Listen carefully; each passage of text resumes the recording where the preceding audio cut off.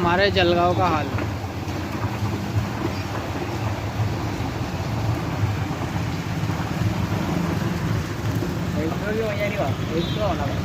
ये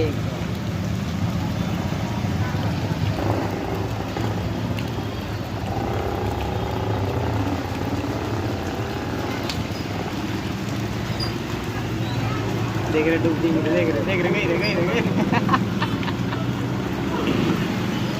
इसकी पूरी हालत है।